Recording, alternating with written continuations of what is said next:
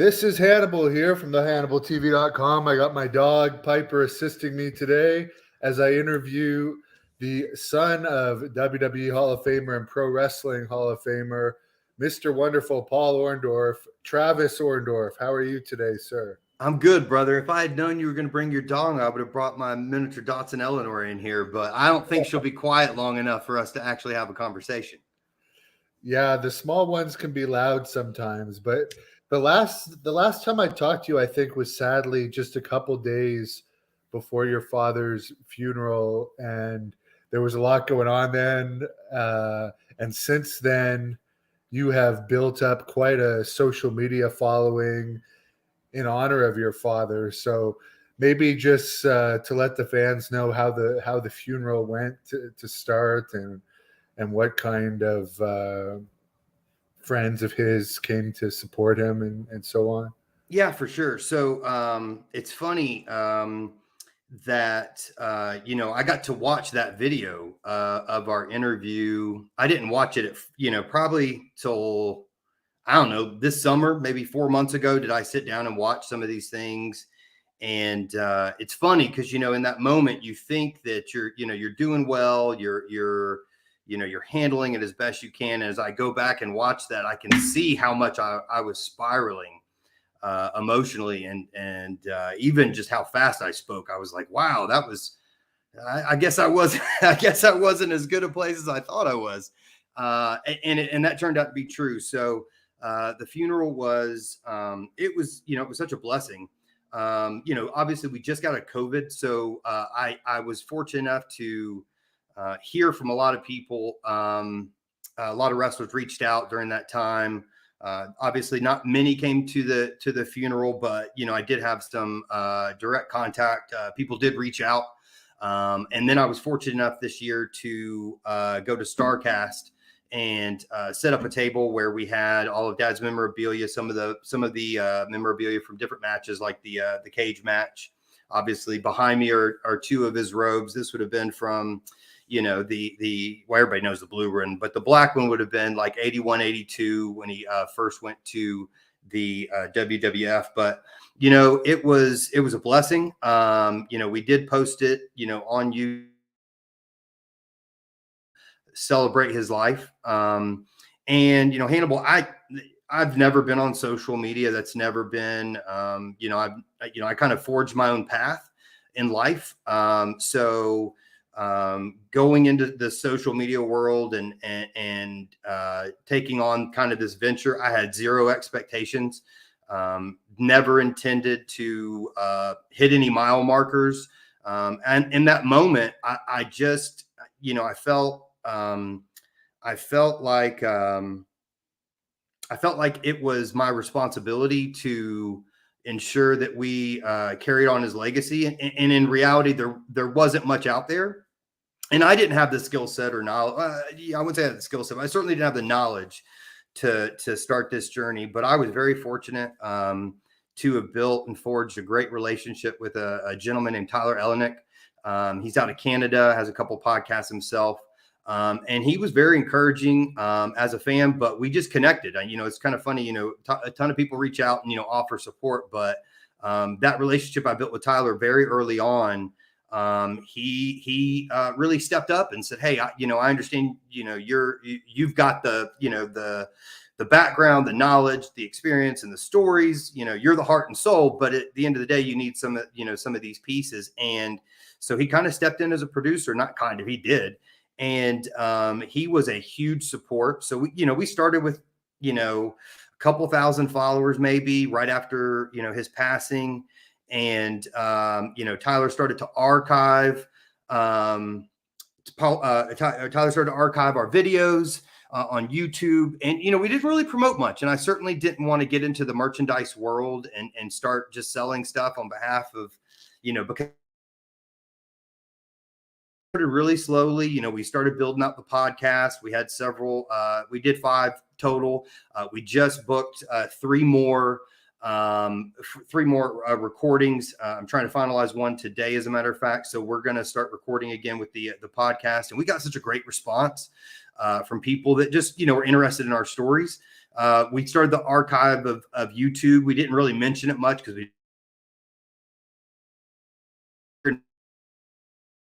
some of those matches are possible to find, and we,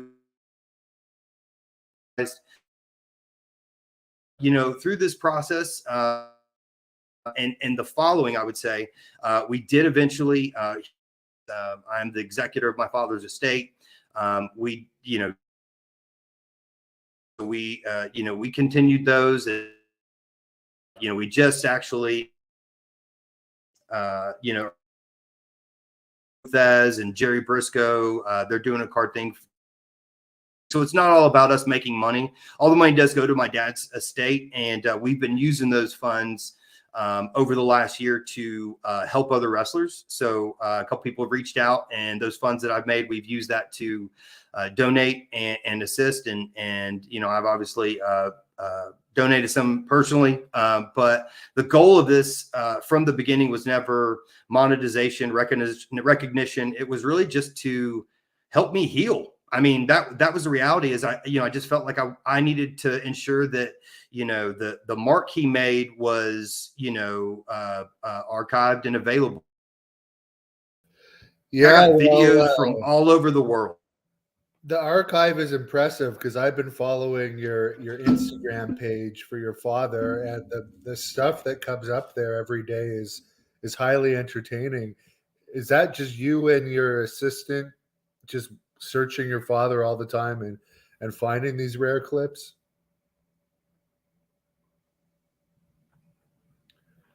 Oh, there might be a bit of a delay.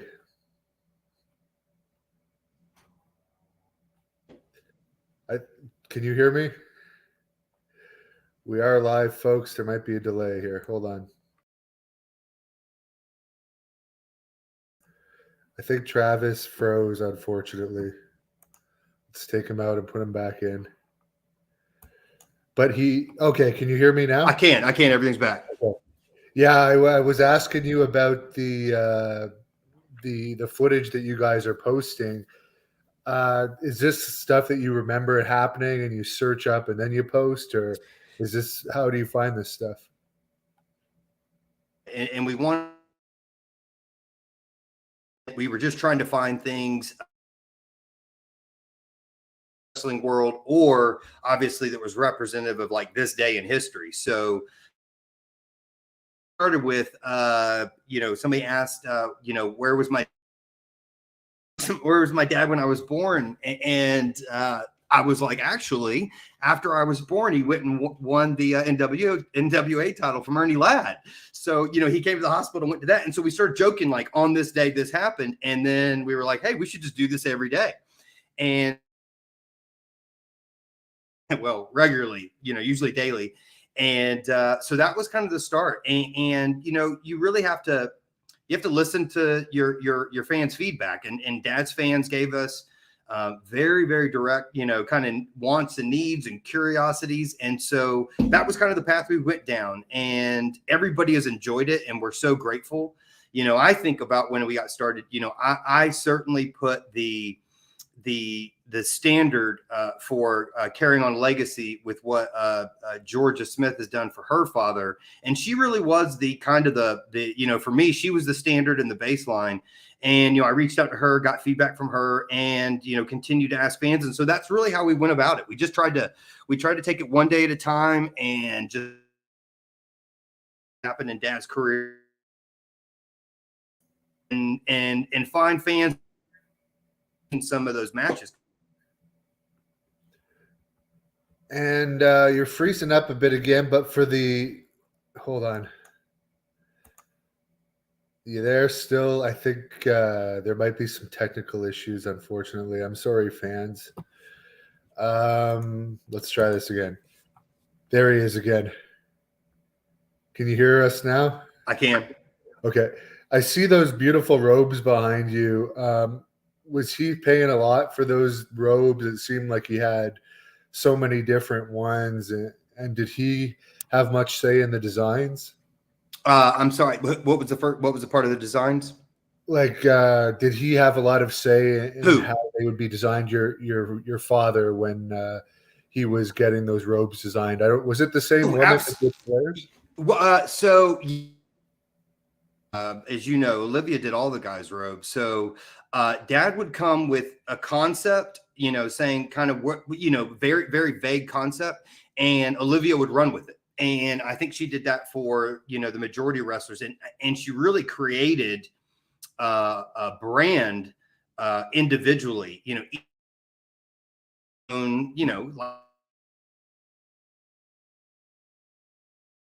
Olivia did his,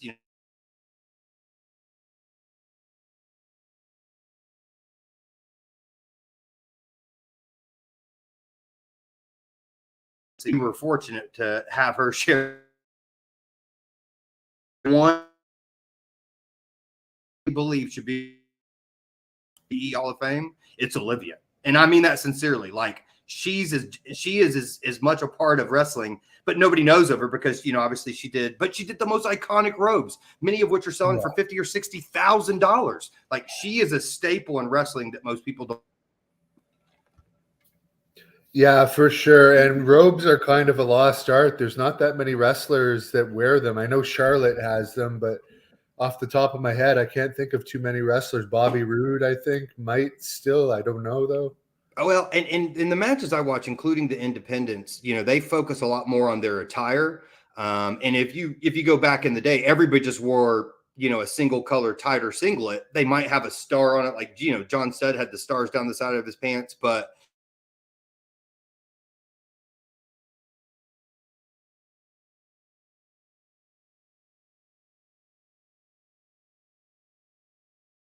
real, kind of iconic tights I remember changed the game was Rude was Rude's tights. And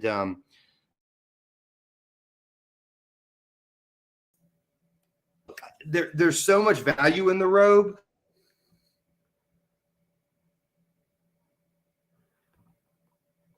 That doesn't necessarily, having a cape on isn't going to help you. So I think, the way those guys, remember how long the walks were to the ring? Like the robe almost set the stage for that individual versus the music and the fire, all this other stuff. So, those robes were identity. And you go back to, I don't know if any boxing matches, I remember all the boxers used to wear robes. And now you just see kind of the basic towels and things like that. It's one of those things that, it'll be cyclical. It'll come back. Somebody's going to do one and then everybody will start doing it. Yeah, I know. I guess it depends on if there was a good person that would make them again as well. Yeah, I think that's you're talking about, the sequins and some of these things. You'd almost have to go into, I genuinely think of these as like, that's what they remind me of. It looks like some, mom took nicer than what she got at, I would absolutely adore if somebody would, and I just.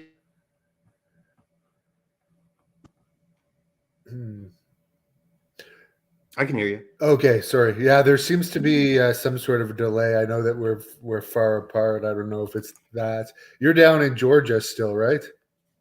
Yeah. I'm in Kennesaw, just north of Atlanta. So I work up here. I've got, I live up here with me and my dog Eleanor, and I work down the street for a national bank. And so I'm hanging out here in North Georgia. I might be heading down to South Georgia. I just heard there's a wrestling show this weekend.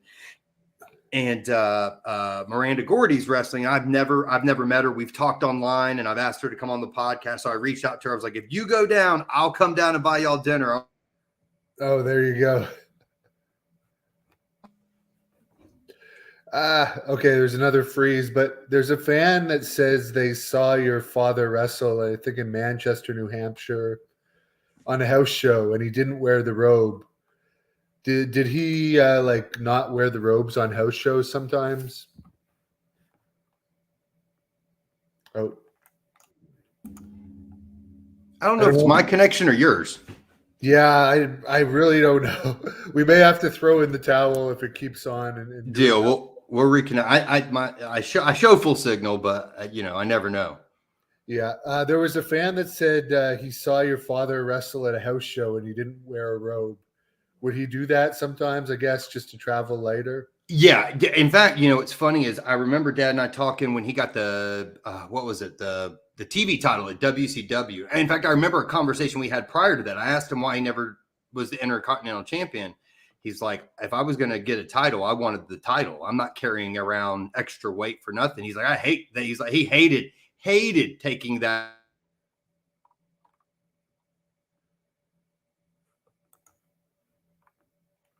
Fayetteville, so we and just leave it at home. Yeah, I On the road. figured that. It seems like we're having bad connections, so we may have to just throw in the towel. But let's try and get out where people can follow all your great Mr. Wonderful stuff. So at least the fans will be able to hear that. Because I think it's choppy. I don't know what it is, but I think the fans are. Where can they follow your page? Because you're on Twitter, Instagram, YouTube. Yep. Let me pull.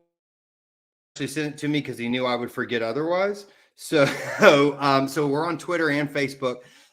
It's PAU1 Orndorff. So instead of the L, it's a 1, PAU1 Orndorff. And then we're on IG at Mr. Wonderful Official, and that's Mr. Number Wonderful Official.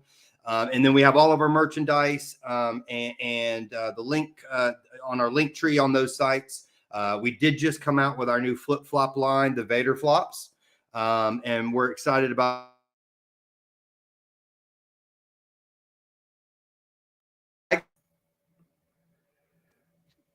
So we are freezing again, but we got the Vader flop part. Oh, let's try it again. Can you hear me now? Sorry.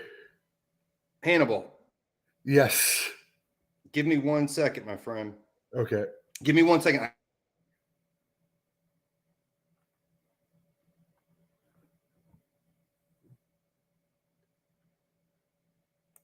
The hell is it? There it is.